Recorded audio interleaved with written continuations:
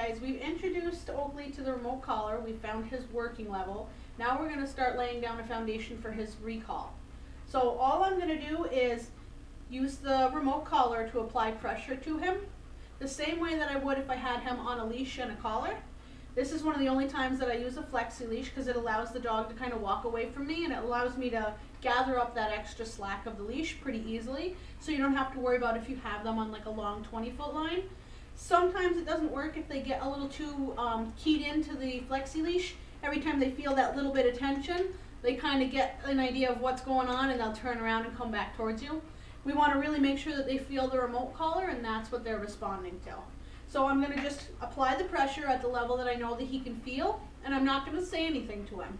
Because what I really want to understand is that he's feeling it and he's responding to it. If I were to call him, then he might just respond to the verbal. I want to make sure that he feels the remote collar and that's what he's responding to, so I can build a really good foundation for him to understand what the remote collar means and for him to understand that it's coming from me. If I called him, 9 times out of 10 he might come just because of my verbal and because of me, calling him to me and getting him really excited.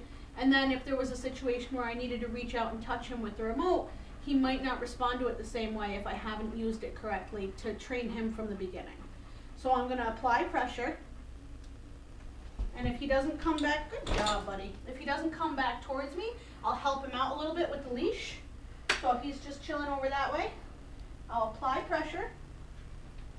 Good.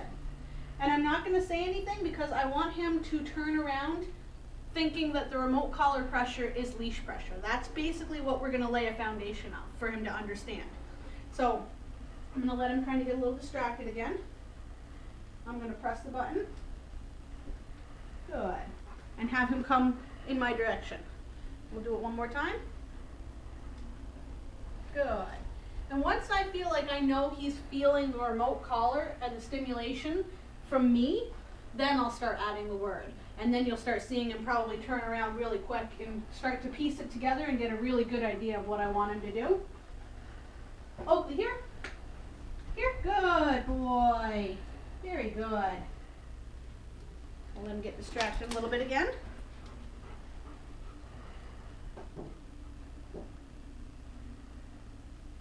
Oakley, here.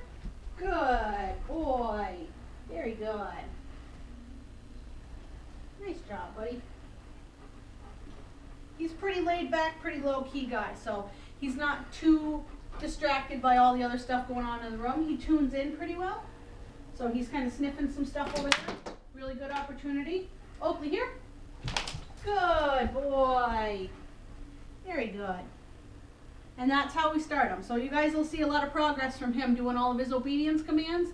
And eventually we'll work on moving him outside and getting a lot of recall stuff with all the distractions, like the different smells, some of the other dogs, calling him away from the cat, and doing a whole bunch of stuff to really get him proofed on off-leash recall and off-leash obedience. So I hope you guys enjoy and keep watching his videos and seeing all the progress that he's making. Have a great day.